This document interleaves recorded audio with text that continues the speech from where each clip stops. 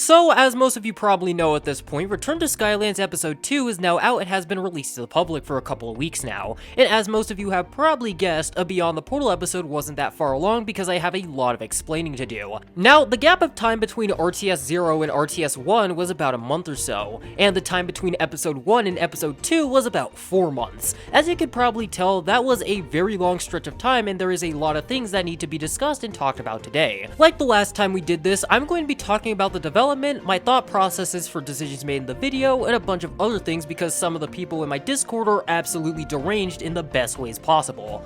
So without further ado, let's get going.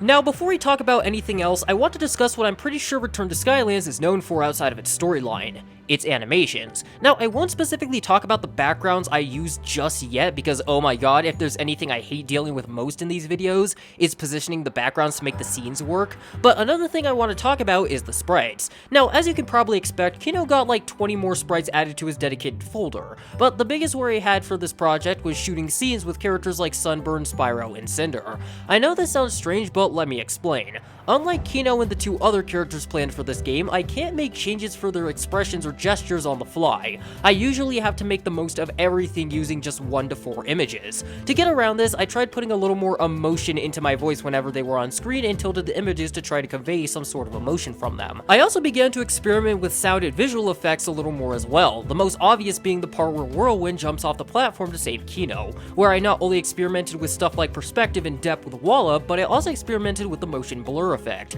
I simply cranked it to its max setting before turning it all the way down when she approached, let her spin around, before cranking it back up to its max settings again when she began her descent. This mimicked the speed that she was going at really well, and it was helped out by the sound effects that I threw in as well. The only reason you saw these effects here and not somewhere else in the video was because of how late into the development process I was when I actually learned this. And due to how picky I am when it comes to this series as well, I was able to find some pretty damn good sound effects, and I think I figured out a trick that'll cut down on the lagginess I experienced with editing these, but that's an experiment for RTS 3. Another thing I want to talk about is the background details like Whirlwind flying back up after Kino heads back to Spyro's office because they're just my favorite part of the video, since those tell little stories in and of themselves. But the part of the video where effects played the biggest role was actually the end of it. Spear Mason was not only covered to the brim with filters and effects, but the forest behind him was using like 3, and it was technically using 4 since the portal that pulled him into the air itself was an effect. And to do that, this is where I get into the stuff I can't really do.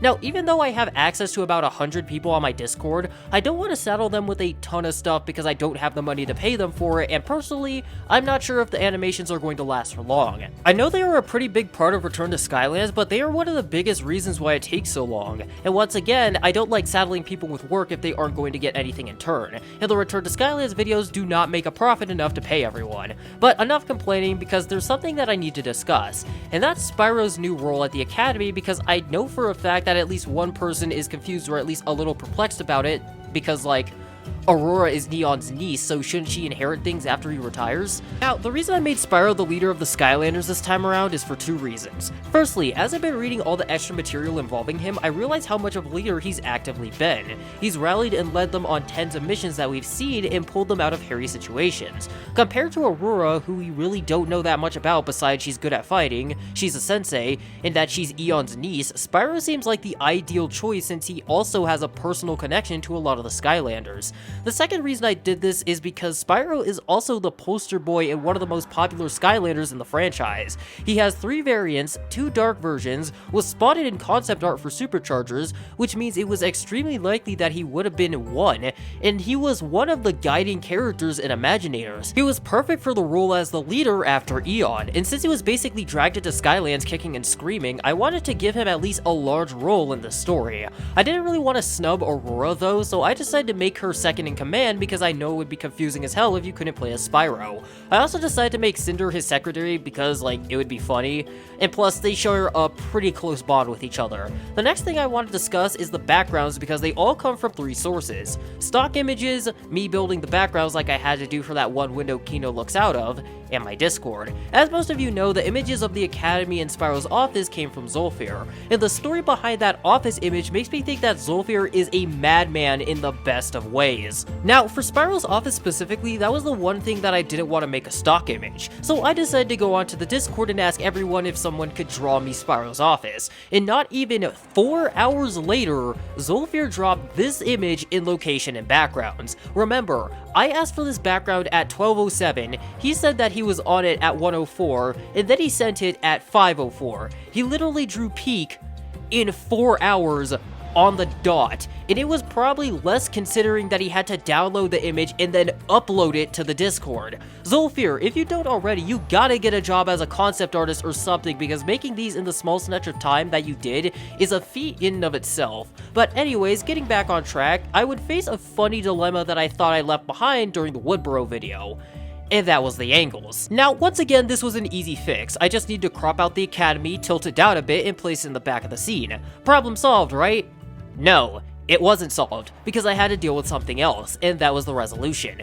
Because of me zooming things in, it became more pixelated, and because of that, I had to run it through the enhancer in Pixar to fix everything. Now, do not worry, I asked Zolfir about this before I even did this and got his permission. So for now, let's turn our attention to Kino. Now, Kino being a portal master has always been part of the plan, but later on, the concept of a subtype came into my mind. Now, I'm just going to be perfectly clear and tell you that Kino isn't this subtype, but we will eventually see it down the line. But I'm pretty sure that the biggest mystery that most of you are wondering about is where the custom Skylanders are at. Many of you have been working on some downright insane characters, and I know that a lot of you have been wondering where your characters are. Now, I want to put a few of them in the background, but it simply came down to how many of them I had to cut out in PixArt, and at that point, adding all the background stuff was near the end of the editing process, and I was doing my best to haul ass and get the video done. But I will confirm that multiple Fanlanders will make an appearance in episode 3. Well, until I get that recorded, because holy hell, life has been a pain and a half. And even though the script is rather short for this Beyond the Portal episode, I think it's pretty satisfactory. So for now, I would like to thank you all for watching. Like always, hit the subscribe button if you enjoy content like this, share this around so I can grow the channel, leave some comments down below to make the algorithm happy, check out Return to Skylands, its Discord, along with the music used in this video, and I will see you all in the next one.